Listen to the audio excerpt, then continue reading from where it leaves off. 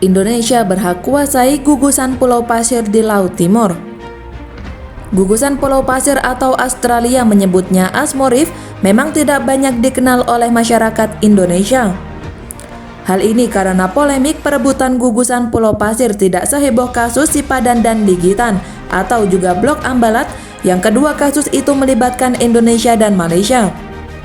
Gugusan pulau pasir di Laut Timur terletak sejauh 320 km dari pantai barat utara Australia, namun hanya sekitar 140 km di sebelah selatan Pulau Rote, Nusa Tenggara Timur, Indonesia. Berdasarkan sejarah sebelum zaman kolonial, gugusan pulau pasir yang kini disebut Asmo Reef sebenarnya merupakan bagian integral dari bangsa Indonesia. Klaim itu diindikasikan dengan banyaknya nelayan tradisional Indonesia yang sudah sejak lama beroperasi di sekitar gugusan pulau pasir sampai ke daratan Brome, Australia untuk mencari ikan. Di samping itu juga terdapat kuburan-kuburan para leluhur Rote dan bermacam artefak lainnya di gugusan pulau pasir. Di pulau itu juga dijadikan sebagai lokasi beristirahat nelayan setelah semalam suntuk menangkap tripang dan ikan di kawasan perairan Pulau Pasir. Pulau Pasir sering digunakan sebagai tempat transit oleh nelayan-nelayan Indonesia dari kawasan lain ketika mereka berlayar jauh ke selatan Indonesia, seperti ke perairan Pulau Rote. Namun semenjak dilakukan ada nota kesepamahaman atau MOU antara Indonesia dan Australia pada tahun 1974, Australia justru langsung mengklaim bahwa pulau pasir itu miliknya. Hal ini merugikan Indonesia. Pengamat hukum internasional dari Universitas Nusa Cendana Kupang, TW Tadius, menilai bahwa ada kesalahan yang dilakukan oleh pemerintah Indonesia pada tahun 1974 saat ada MOU tersebut. Dalam MOU 1974 itu, pemerintah Indonesia menyerahkan kepada Australia untuk membantu mengawasi pulau pasir itu untuk kepentingan konservasi. Jadi secara tidak langsung, saat itu Indonesia menyerahkan pulau pasir kepada Australia. Hal ini yang kemudian menjadi masalah hingga saat ini, kata dia. Kemudian pada tahun 1976 pemerintah Australia kembali mengklaim bahwa pulau pasir yang secara garis pantai masuk wilayah Indonesia menjadi milik mereka. Klaim itulah yang kemudian menjadi polemik berkepanjangan soal kepemilikan pulau itu. Namun secara adat dan tradisi masyarakat sekitar, potensi laut di sekitar pulau itu seharusnya masih bisa dimasuki masyarakat NTT.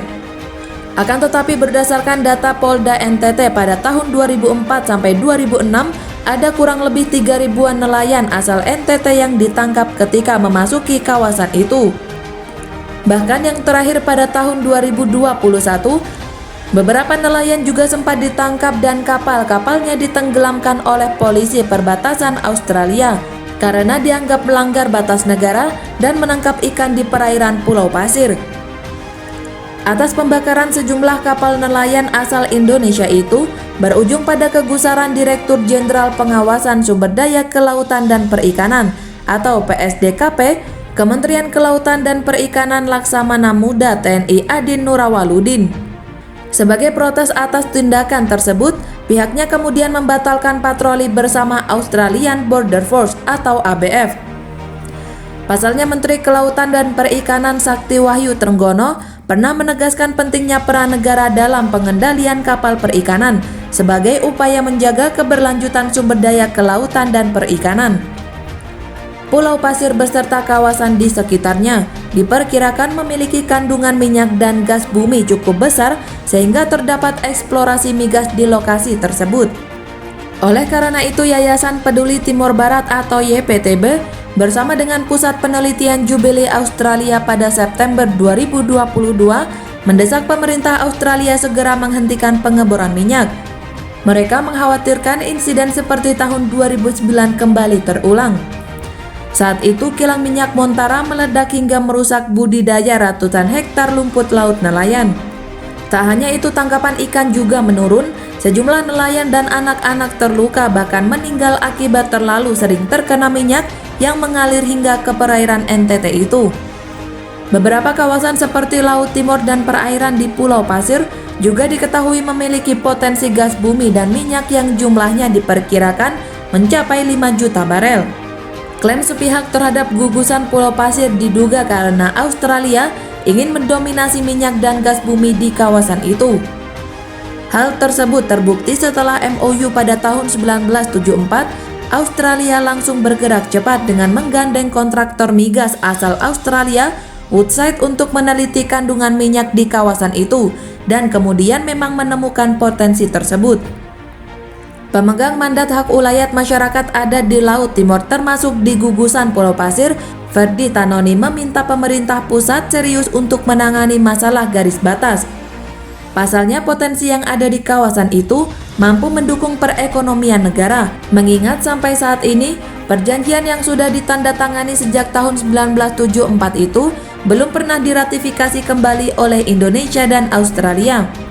Dengan menguasai gugusan Pulau Pasir, Provinsi NTT berpeluang menambah pendapatan daerah dan negara mengingat potensi yang dimiliki sangat banyak. Media terbaik untuk menyelesaikan kasus ini adalah arbitrase. Selain hemat biaya, proses arbitrase tidak memakan waktu lama, namun memiliki keputusan mutlak dan mengikat.